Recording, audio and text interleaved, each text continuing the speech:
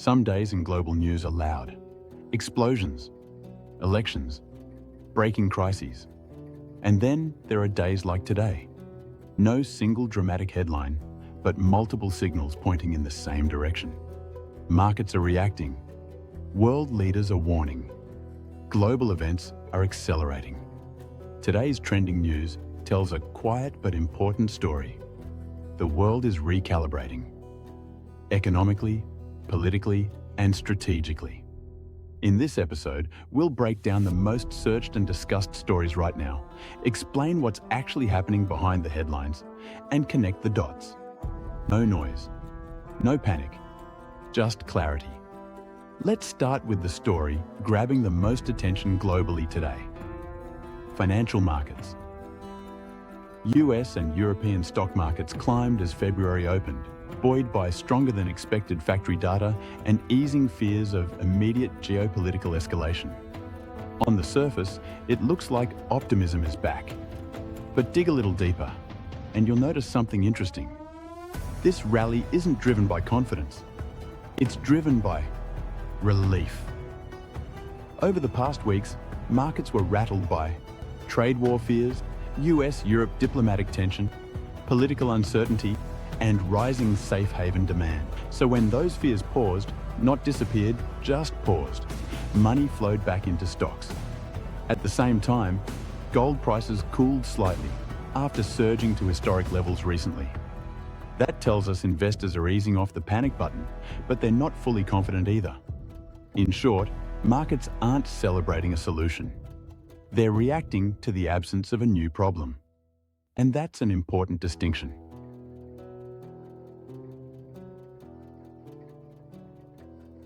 While markets tried to steady themselves, one statement dominated political conversations in Europe today. Mario Draghi, former European Central Bank president and former Italian Prime Minister, issued a stark warning. The current world order is dead. That sentence alone lit up headlines. But what did he actually mean? Draghi wasn't predicting chaos overnight. He was describing a shift that's already underway.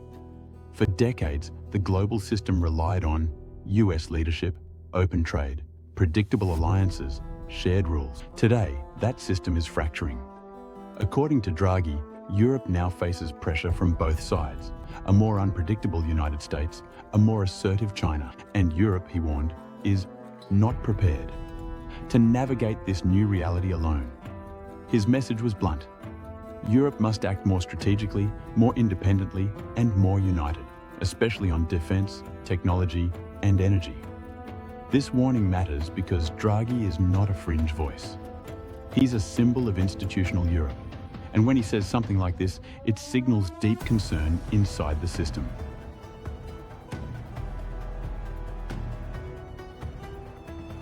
While politics and markets churn, another major global event is trending heavily today. The planned 2026 Winter Olympics, set to open in Milan and Cortina d'Ampezzo. On paper, the Olympics are about unity, sport, and celebration. But in reality, this year's games are happening in a very different world. Security concerns are higher. Geopolitical tensions are sharper. Economic pressures are tighter. Italy has invested heavily to host the Games, hoping they'll symbolize stability and European confidence. But the Olympics also come at a time when Europe is debating defense spending. Energy security remains fragile. Public trust in institutions is under strain. So while viewers will tune in for competition and spectacle, the backdrop is unmistakably political. The Olympics may offer a moment of escape, but they're also a reminder that global events don't exist in isolation anymore. Amid all the tension, one trending story today feels almost refreshing. NASA's Artemis 2 mission is moving closer to launch. This is the mission that will send astronauts around the moon, the first crewed lunar mission in decades. Right now, NASA is conducting a critical fueling test, known as a wet dress rehearsal, to make sure the massive rocket systems perform safely. Why is this trending so strongly? Because space exploration still represents something rare in modern news: long-term vision, international cooperation, scientific ambition without immediate political gain. In a world focused on conflict and competition, Artemis reminds people that humanity can still work towards shared goals. That's why this story is resonating, even beyond science communities.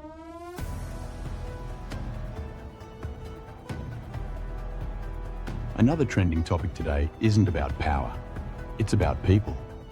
The Rafah border crossing between Gaza and Egypt has reopened to limited traffic after a long closure. This development matters enormously for humanitarian reasons: medical evacuations, aid delivery, civilian movement. While the reopening is partial and fragile, it signals a slight easing in an otherwise devastating situation. Public interest is high because the conflict has been ongoing. Images and reports have deeply affected global audiences. Any change, even a small one, carries weight. This isn't a resolution, but it's a reminder that even incremental steps can matter. Back in the United States, political news is trending again, particularly around President Donald Trump. New polling data suggests rising challenges. Public opinion remains divided. Economic anxiety hasn't fully subsided. Foreign policy decisions are under constant scrutiny. What's notable is not just the numbers, but the tone. Voters aren't necessarily reacting to one single policy. They're reacting to uncertainty. And uncertainty, in politics, spreads quickly. This is why every move on trade, alliances, or security is magnified. The US remains the central pillar of the global system, and when that pillar shifts, everyone feels it. One of the most searched environmental stories today comes from Bangladesh. Dhaka is once again ranked among the most polluted cities in the world, with air quality classified as very unhealthy. This is not a new story, and that's exactly the problem. The crisis is ongoing. The health effects are cumulative, and the solutions are slow. Public interest spikes every time the data worsens, because pollution isn't abstract. It affects daily life, children's health, long-term survival. This story trends because it reflects a broader fear that environmental problems are advancing faster than political solutions. At first glance, today's trending news looks scattered. Markets, politics, space, sports, humanitarian crises. But there's a pattern. Every story reflects transition. Markets adjusting to instability, Europe questioning its future role, the Olympics trying to project unity, space exploration, pushing forward despite earthly chaos. Humanitarian corridors reopening inch by inch. Environmental warnings growing louder. This is what a world in transition looks like. Not collapse, not peace, but uncertainty, adaptation, and recalibration. None of today's stories will define history on their own, but together they tell us something important. The systems we relied on are changing. The assumptions we made are being tested, and the future is being shaped quietly, day by day. If you want to understand the world beyond headlines, not just what happened, but why it matters, this is what we do here. This is NovusNarrator, context beyond the headlines. And tomorrow, the story continues.